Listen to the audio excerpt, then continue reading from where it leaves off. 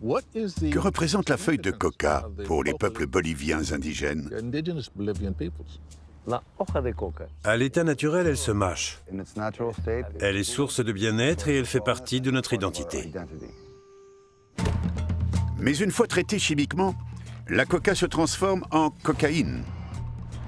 Dans les années 1980 et 90, sous la pression des États-Unis, qui ont initié une guerre contre les drogues, Nous détruirons ce fléau. Unissons nos forces pour le combattre.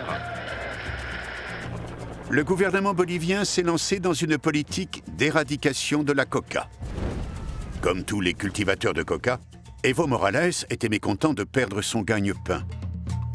Mais il était aussi furieux que la culture bolivienne soit reléguée au second plan pour satisfaire les besoins des puissances étrangères.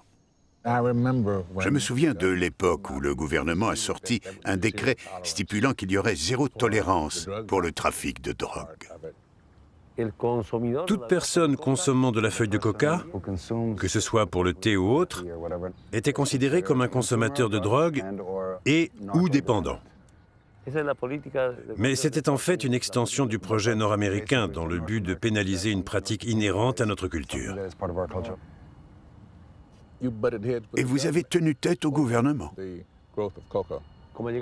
Dans les années 80, j'ai intégré le syndicat des producteurs de coca.